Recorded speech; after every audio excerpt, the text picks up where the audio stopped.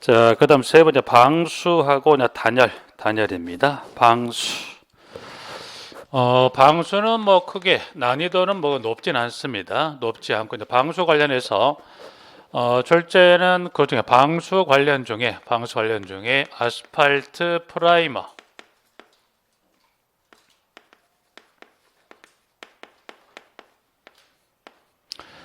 자, 아스팔트 프라이머는 이거를 왜 사용합니까? 라고 여쭤보면 여러분이 지문에서 이 아스팔트 프라이머를 사용 이유는 왜 사용할까요? 라고 물어보면 지문에서 뭘 찾으시면 될까요? 사용한 이유를 물어봤다. 뭐 지문이 길지 않죠? 간단히 목적은 왜? 이유는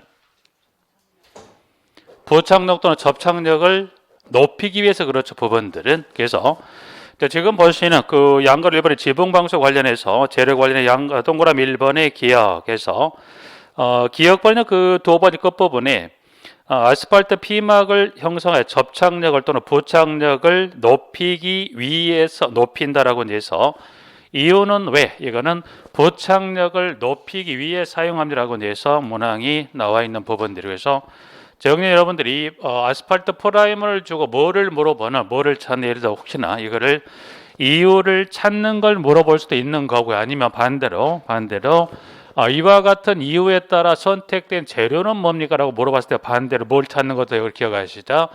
아스팔트 프라이머를 찾는 이유 정도에서 양방향, 쌍방향 모두가 다 이유나 그 재료를 찾는 걸 물어봐도 선택하실 수 있을까요? 있다 정도에서 재료는 뭐 그 정도만 잠깐 확인하시면 될 것 같고 동그라미 2번은 지금 밑에 그 아스팔트 방수 관련 등의 2번의 시공 및 유의사항에서부터 한 장을 넘기시면 3번 재료 품질 시험 항목에 관한 3번의 침입도 연화점, 인화점, 가물성에 관한 양가리 2번의 시멘트 액체 방수가 나와 있죠. 부분들은 여기서는 뭐 굳이 깊이 가기보다 방수는 여러분들 그 중에 보시면 이 아스팔트 방수하고 그리고 여러분이 시멘트 액체 방수의 비교표 비교표 정도만 보시면 자 그럼 우측에 359에 가시면 아스팔트 방수와 시멘트 액체 방수 비교표가 나오죠. 그래서 시공 순서부터 해서 마지막 규모까지 해서 혹시나 이 두 가지 방수에 대한 비교표를 물었을 때 여러분이 구분하실 수 있을 정도만 정리하시는 부분들에서 자 그러면 일단 시공 순서부터 쭉해서 마지막 규모까지 중에 그 중에 중간 밑부분에 가보시면 모체 영향이 있죠. 그래서 그 중에 보시면은 비교표 중에 지금 보신 대로 비교표 중에 방금 몇 가지만 체크하고 지문만 좀 이해하고 가죠. 모체 영향이라자 그래서 아스팔트 방수는 모체가 나빠도 시공이 가능합니까? 가능합니다. 시멘트 액체 방수는 모체가 나쁘면 방수성 영향이 아무래도 시멘트 액체 방수는 이 구조체 일체화가 되면서 방수성을 내다 보니까 모체 상태에 영향을 많이 받죠. 그 반면에 뭐더라? 이 아스팔트 방수는 어떻게 돼요? 여러 층을 적층에 쌓다 보니 아무래도 시멘트 액체 방수에서는 모체에 받는 영향을 좀 최소화할 수 있다 보니까 시공이 나빠도 모체가 나빠 시공이 가능합니다. 그래서 모체 영향이라든가 결함부 발견은 아스팔트 방수를 용이하지 않다. 즉 쉽지 않다는 거 왜? 여러 층을 쌓아서 방수를 시공하다 보니까 결함부 발견이 어려운 반면에 시멘트 액체 방수는 용이하다는 것은 시멘트 볼 또는 그 페이스트가 어떻게 돼요? 고조체에 서서히 스며 들어가면서 방수 성능을 내다 보니까 아무래도 균열 부위 결함부 발견 조금 용이 쉽게 발견할 수 있겠죠. 부분들은 그래서 결함부 발견이라든가 보수 범위도 마찬가지예요. 결함부 발견이 용이하지 않다 보니까 당연히 보수 범위도 아스팔트 방수는 광범위하고 보호 누름도 재시공해야 되겠죠. 그와 반면에 시멘트 액체 방수는 국부적으로 보수가 가능합니까? 네. 시공 용이도 당연히 아스팔트 방수는 번잡한 반면에 시멘트 액체 방수는 간단합니다. 그리고 바탕 처리는 아스팔트 방수는 완전 건조 상태 시공이 이루어집니다. 왜? 아스팔트 방수가 완전 건조 상태가 되는 이유는 뭐 때문에 그럴까요? 여러 층을 적층 쌓아가죠. 근데 완전 건조가 예를 들어 예를 들어 습기가 있는 상태 시공하면 어떻게 돼요? 습기가 있는 상태 시공하는 그 적층에 쌓아 올라간 그 부위가 나중에 뭐가 발생할 수 있다? 어떤 문제가 발생할 수 있다 보니까 아스팔트 방수는 완전 건조가 된 상태 시공이 되어야 하는 반면에 시멘트 액자 방수는 뭡니까? 보통 건조 또는 이걸 뭐 반건조라 그러는데 시멘트 액자 방수는 고도 표면이 완전 건조 상태면 돼야 한대요. 왜냐하면 시멘트 풀이 서서히 고도태에 스며 들어가면서 방수층을 형성하는데 어떻게 돼요? 완전 건조면 어떻게 될까요? 흡수하는 속도가 빨라야 늦죠. 빠른 속수는 어떻게 돼요? 방수층이 시공이 되기 전에도 그 흡수 속도 빠르면 어떻게 돼요? 완전한 방수층 시공이 어렵죠. 그건 약간은 뭐예요? 여기서 반건조로 약간은 축축한 상태를 유지하면서 어떻게 해요?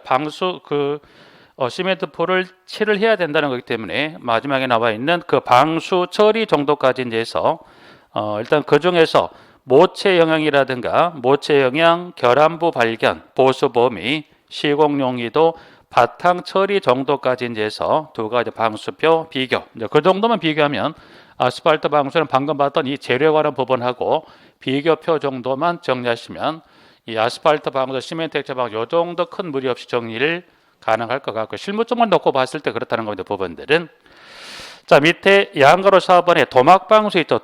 도막입니다. 도막 방수. 자, 이제 그러면 방수 중에 또 무슨 방수가 있다? 도막 방수예요. 도막 방수. 도막이라고 구조적 표면은 뭘 씌운다는 겁니까? 막을 씌워 방수하고 이걸 무슨 방수? 도막 방수입니다. 그래서 이제 장단점을 봤을 때 일단 장점은 1번부터 4번과 여러 가지가 나와 있는 부분들인데 이제 그 장점 중에 문항 2번 하나 체크해봐요. 2번 체크하시고 모서리 부분, 돌출 부분 등의 이음매 없이 뭐가 가능한가? 시공이 가능합니까? 네. 그럼 여러분들이 도막방수 일상생활을 쉽게 보실 수 있죠. 여러분이 어디를 생각하시면 도막방수 시공 개수를 쉽게 볼 수 있다. 옥상 바닥이 녹색으로 시공된 데 혹시 보신 적 있을까요? 예. 근데 그걸 어떻게 돼요? 도막방수는 액상이죠. 액상 재료를 가지고 어떻게 해요? 롤러를 담궈서 액상 재료를 롤러 칠하듯이 구두 표면에 이거를 시공하죠. 그러니까 굳이 이음매가 필요있다 없다? 필요가 없죠. 그래서 장점은 이와 같이 예를 들어서 이 돌출벽이 있으면 이것도 문제가 될 수 있는데 도막방수는 말 그대로 액상 재료를 롤러를 가지고 칠을 하다 쭉 하다 보니 굳이 이런 이음매 없이 시공할 수 있다 없다? 있죠. 그래서 일단 여기 이와 같은 돌출벽에서 시공이 가능한 게 도막방수 장점이 될 수 있죠. 그래서 그 하나 체크하셔서 2번 봐주시고 그 다음에 4번 방수층의 두께를 조절할 수 있다 없다? 있다. 그건 무슨 말이에요? 예를 들어서 여기서 예를 들어 이 방수층에 여기 막의 두께 0.2mm를 하고 싶어요? 네, 하세요. 그러면 나는 0.2mm를 하고 싶다 할 수도 있고 아니면 0.3, 0.4 할 수 있고 이 두께를 조절할 수도 있죠. 두께를 0.2mm, 0.2mm 두께를 할 수 있다 그래서 이 두께를 조절할 수 있는 것도 장점이 된다. 그래서 장점은 뭐 4개 중에 2번하고 4번 정도 체크하시고 단점으로 가보면 지문에 문항은 1번 균일한 두께로 시공이 어렵답니다. 좀 전에 도막방수 장점은 뭐가 장점이었을까요? 이 두께를 조절할 수 있다 없다? 있다. 근데 이건 장점이 단점이 될 수 있어요. 왜냐하면 0.2mm 시공의 이 두께가 마지막 시공이 끝난 이 지점까지 했을 때 이 두께 그대로 0.2mm 두께를 유지하고 시공이 된다 안 된다? 이거는 좀 의문이 된다. 이 두께를 조절할 수 없죠. 두께를 조절할 수 있는 이 두께 조절은 장점이 되는데 균일한 두께를 시공이 어려운 것은 이게 뭐더라? 이게 단점이 될 수 있다는 그 부분들에서 단점은 뭐 그중 1번 하나 체크 봐두시고 2번 바탕 콘크리트가 완전 건조되지 않으면 방수 측의 접착력이 떨어져 피놀이 발생할 수 있다 없다? 피놀이 발생할 수가 있죠. 예를 들어서 여기 있다고 한다면 여기가 예를 들어서 습기가 있다고 봐요. 부분 예를 들어 여기가 습기가 있습니다. 습기가 있는 상태에서 여기를 이와 같이 이제 칠을 하게 되면 액상이다 보니까 크게 문제가 없이 습기가 있어도 시공이 가능합니다. 자, 시공을 했어요. 근데 시간이 지나면 어떻게 이 습기 때는 완전히 접착되지 않은 이 부분 결국 도막방수의 재료는 주로 어떻게 돼요? 주로 보면 고무 재질의 재료를 주로 많이 쓰죠. 그러다 보니까 어떻게 돼요? 이게 습기가 있는 상태 시공하면 일단 액상이다 보니까 이게 덮어서 시공이 되는데 시간이 지나면 어떻게 돼요? 이 습기가 있는 이 부분이 이 부분이 풍선처럼 이게 부풀어 오를 수 있죠. 부풀어 올라가다가 이거 부풀어 올라가다가 어떻게 부풀어 올라가다가 풍선대로 뭐 풍선도 어떻게 풍선 불면 풍선 부으면 계속 팽창되지는 않죠. 일정 한계만 터지죠. 마찬가지 이 막이 부풀어 팽창해 올라가다가 어떻게 일정 한계 미게 팽창했던 이 막이 찢어지면서 내려앉는 현상, 내려앉아서 이걸 무슨 현상? 이거를 피놀 현상이 발생한다는. 그래서 이와 같이 이제 찢어지면서 이와 같이 이 막의 표면에 구멍이 생긴 현상, 이거를 피놀 현상이 발생할 수 있다 없다? 발생할 수가 있다라고 해서 문항의 두 번째 나와 있고요. 그러다 보니까 3번 단열이 요구되는 옥상 방수 유일하다 불리하다. 근데 많이 시공이 돼 있던데요. 방수 여러 가지를 고려하겠죠. 꼭 단점 고려한 게 아니라 여러 가지를 고려해서 시공을 하다 보니 도막 방수는 그 단점 중에 특히 이제 보면 그 중에 1번, 2번하고 3번 정도의 세 개 문항 봐두시고 당연히 뭐 성능이 떨어집니다. 신뢰성이 떨어진다 그래서 4번까지 중에서 1번, 2번, 3번에서 도막 방수는 그 개념 정도 확인하신 걸로 마무리하고 넘어가 보면 한 장을 넘겨서 자, 시트 방수입니다. 시트 방수. 자, 방수 기능을 가진 천이나 판을 접착하는 방수 방식을 뭐라고 이거를 시트 방수죠. 그래서 접착은 어떤 방법을 통해 접착합니까? 밑에 두 번째 가보니까 접착 방법 정도만 분리해 보죠. 온통 접착 방법, 줄 접착, 점 접착 방법, 갓 접착 방법 통해서 시트를 구조 표면에 붙이게 되겠죠. 그래서 시트 방수. 쉽게 시트 방수는 이거는 여러 층을 적층합니까? 아니면 시트 판 또는 천 한 겹으로만 방수 효과를 냅니까? 여러 층보다는 시트 판이나 천 한 겹으로서 그 방수 효과를 내는 걸 이걸 뭐라 그래요? 시트 방수죠. 아스팔트 방수는 여러 겹을 적층 쌓아서 시공한 걸 무슨 방수? 그를 아스팔트 방수를 한다면 시트 방수는 뭐 판이나 그 천을 판 또는 천을 시공을 통해서 한 걸 그건 뭐라? 시트 방수가 되겠는데 부분들은 자, 그다음에 복합 방수는 이제 뭐라고 되어 있습니까? 복합 방수는 시트재와 도막들 즉 두 가지 이상의 방수 재료를 가지고 각각의 방수 재료의 방수 공사의 단점을 상호 보완한 게 그게 무슨 방수다? 복합 방수요. 그래서 하부는 무슨 방수 공법으로 합니까? 시트 방수는 뭐 장점도 있지만 단점은 뭐가 있어요? 시트 그 연결 부위의 그 부분에 누수 등이 결함이 발생해서 도니까 하부는 무슨 방수를 합니까? 시트 방수로. 그 상부에 무슨 방수를 합니까?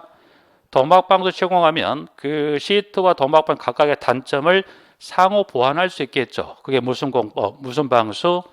복합 방수다. 이제 그래서 질문은 도막 방수하고 그 다음에 지금 나와 있는 시트 방수 그 개념 정도의 시트 방수하고 두 가지 대해서 그 단점을 상호 보완하는 게 무슨 방수가 되게 복합 방수 정도에서 그 개념 정도만 여기는 하고 있는 될 것 같아요. 그래서 세부적인 그 공법에 관한 세부적인 거 언급하지 않기 때문에 여러분들이 방수를 크게 하나, 둘, 셋, 네 가지인지 해서 방수는 그 정도 정리를 마무리하겠습니다. 부분들은 단열은 지금 크게 1번에 단열재 구비 조건, 2번은 공법에 따른 분류하고 3번에 물리적 구조에 따른 분리해서 크게 세 가지로 나눠준 것 중에 단열재 관련 1번에 단열재 구비 조건. 단열재는 열 전도율이 낮은 것일수록 단열성이 높다 낮다? 열 전도율이 낮으니까 단열성이 높죠. 그리고 섬유질계 단열재는 밀도가 큰 것일수록 단열성이 높다. 요거는 여러분이 뭐 생각하시면 예전에 지금은 거의 다 철거해버렸지만 예전에 성면을 갖고 단열했던 적이 있죠. 그거 생각하시면 돼서 밀도가 크다면 당연히 못도 높습니까? 일정 공간 빽빽이 채워져 있다는 거죠. 채워져 있기 때문에 못도 높습니까? 단열성도 높습니다. 디귿, 니은하고 디귿. 예, 단열재 열 저항은 재료가 두꺼울수록 커진다. 리을. 다공질계 단열재는 기포가 미세하고 균일한 것일수록 열 전도율이 높다 낮다? 낮다. 여러분이 단열재로 주로 사용되는 뭐를 주로 많이 씁니까? 단열재로 주로 많이 사용되는 재료가 예전도 썼지만 계속 성능 개량인데 지금도 뭐를 많이 사용합니까? 스티로폼 많이 사용하죠. 그럼 그 스티로폼 단면은 어떻게 여러 알갱이를 압축해서 만든 거죠, 부분들이. 그럼 쉽게 말하면 요거를 단면을 크게 두 개로 1번하고 2번을 봤을 때 1번은 큰 알갱이로 이런 형태로 되어 있는 단면을 띈 게 하나 있다고 한다면 2번은 이와 같이 미세하고 촘촘히 되어 있는 형태가 있다면 이런 형태로 해서 이렇게 쭉 되어 있다고 한다면 여기서 이 다공질계 단열재는 1번의 단면이 좋을까요? 2번의 단면이 좋을까요? 당연히 몇 번이? 1번이 아니면 몇 번이?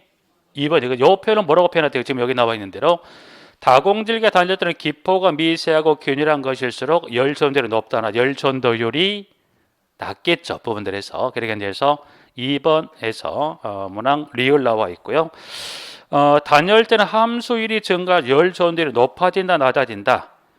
단열재가 물을 머금는 이걸 함수율인데 당연히 물을 많이 먹으면 먹을수록 열전도율은 높아지죠. 그래서 1번의 기억부터 미을까지 이제 해서 고비 조건 나와 있고요. 그 다음에 공법은 이제 뭐지 가보면 공법은 단열재 시공 위치에 따라 달라지는 거죠. 뭐 여러분들이 단열재는 구조체가 있다면 이게 있다면 여기 실외 했을 때 지금 보시면 구조체 밖에 이게 무슨 단열 외측 또는 외단열 실내역은 무슨 단열인가 내측 또는 이거를 무슨 단열 내 단열을 굳이 외울 건 보다 보면 자 그러면 내측은 실내 단열재를 설치하는 법 시공이 당연히 시공이 편리하겠죠 법원들이. 자 그런 반면에 무슨 결로가 발생할 수 있다. 당연히 아까 이제 그 내부 결로 대척점 보셨을 때 당연히 내 단열은 어떻게 돼요? 바깥에 차가운 공기는 막을 수 없다 보니 이 고조 표면 온도가 노점 온도보다 높다 낮다 노점 온도보다 낮으니까 뭐가 발생할 수밖에 없어요. 내부 결로 발생 우려가 있죠 부분들이.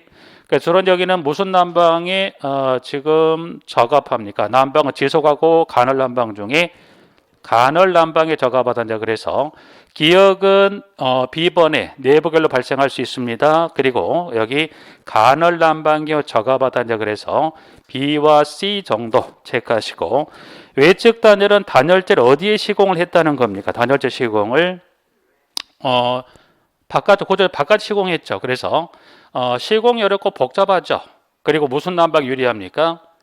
지속 난방 유리하고 그리고 여기는 무슨 결로 발생 가능한 최소화되죠. 여기는 내부 결로 발생 우리가 적을 수밖에 없죠. 왜? 고조체 바깥 시공하다 보니까 바깥에 이 단열재 이거를 차단해주다 보니까 이 고조체 표면 내 온도가 노점 온도보다 높다 낮다 높은 상태이다 보니까 당연히 결로 발생 우려는 훨씬 적겠죠. 무슨 결로에 비해서는 무슨 단열에 비해서는 내 단열에 비해서는 그렇지 않을까. 그래서 여기도 지문에 그 A번하고 C번 정도 체크하시고 중간 단열은 어디에 단열을 설치한다고 되어 있습니까? 고조체와 고조체 사이죠. 그래서 뭐 있다면 고조체가 있다면 고조체와 고조체 사이에다가 단열재를 여기다가 끼워 넣는 거죠. 그러니까 이게 무슨 단열? 중간 단열 그 개념 정도에서 이제 가보시면 자, 벽 등의 중간에 단열재를 설치하는 방법으로 결로 현상이 발생할 우려가 없다. 시공비는 싸다 비싸다? 비쌉니다. 시공성은 좋을까요 나쁠까요? 시공성은 좋겠죠 작업하기는. 근데 대신 시공비는 뭐예요? 돈이 좀 많이 들어갈 수 있겠죠. 그래서 봐두시고 그다음에 물리적 구조입니다. 물리적 구조. 자, 물리적 구조라고 되어 있는 부분들인데 지문은 가보면 지금 보면 기역번에 저항형 단열하고 반사형 단열이다 그래서 가보니까 자 그럼 저항형 단열이라는 건 어떤 재료를 써서 하는 공법을 말합니까? 그래서 스티로폼과 같은 단열재를 이용하는 공법을 무슨 공법 이거를 저항형 단열 또는 저항형 단열 또는 단열재. 그러면 여기는 지금 나와 있는 대로 기역번에 저항형 단열재는 무슨 재료를 씁니까? 여기 지금 나와 있는 스티로폼을 써서 하는 단열 이건 무슨 단열 이거를 저항형 단열이라 합니다. 그 다음에 니은은 반사형 반사형입니다. 반사형 단열이다 그래서 나와 있는 부분들인데 그러면 반사형 단열은 무슨 재료를 가지고 시공했냐 가봤더니 알루미늄 호일과 같은 재료를 가지고 복사열 에너지를 반사해서 단열한 곱빼기는 알루미늄 호일을 가지고 쓴다라고 되어 있는 부분들이다. 그래서 자 이제 그러면 디귿에 가봤더니 디귿에 단열 원리상 벽체는 무슨 단열이 유리할까요? 그럼 굳이 여러분은 뭐 여러분이 외운다기보다 여러분이 구조체, 벽체입니다. 여러분들이 벽체는 여러분이 보시면 굳이 그 일반 예를 들어서 뭐 저층짜리 상가 건물을 시공할 때 다니다 보면 어떻게 돼요? 고조체 그 외관이 공사 끝나면 어떻게 돼요? 단열하죠. 단열도 보면 주로 보면 예전에 뭐 내단열, 지금은 그 단열은 어떤 단열을 많이 한가 지금도 보시면 외단열 많이 하죠. 단열합니다. 그래서 그러면 단열에는 주로 쓰이는 재료가 뭐 어떤 그 재료를 많이 쓰게 된가요? 주로 쓰는 재료를 주로 뭘 많이 써요? 이걸 쓰죠. 그러니까 벽체는 무슨 단열이 여기 나왔더라. 벽체 내분 단열이 지금 이 쓰는 이게 무슨 단열? 이게 저항형 단열이 벌써 벽체는 더 낫다는 거죠. 그래서 지금 면에서 이 벽체는 무슨 단열이 더 낫습니까? 여기 반생보다 뭐가 더 낫다는 겁니까?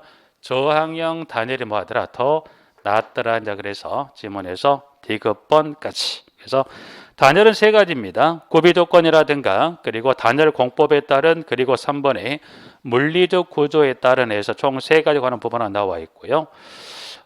보수 방법까지만 가보죠. 네 번째, 단열의 보수 방법. 네 번째, 보수 방법은 쭉 한번 가면서 읽어보시면 내용은 복잡한 게 없고요. 한번 언급이 됐었던 부분이기 때문에 간단하게 보수 방법은 주어지는 그 공법의 방법에 따른 내용만 한번 가볼까요? 자, 건물의 단열상 하자가 발생 후 이를 보수하는 방법 아래 세 가지 방법이 있다. 그래서 첫 번째 기억, 단열재 첨가. 건물에 기시공된 단열재, 새로운 단열재를 첨가 보수하는 방법으로 시공이 간편하나 외벽, 천장, 바닥 등이 서로 다른 구조로 되어 있으므로 구조에 적합한 시공 방법을 택한다. 그래서 걷어내고 새로 설치한다. 이걸 기시공된 단열재 일부 첨가, 새로 추가했다. 이걸 무슨 방법? 단열재 첨가. 전면 보수는 지문 그대로 기시공된 단열재를 전부 드러내고 새로운 단열재를 시공해. 이걸 뭐라고 그래요?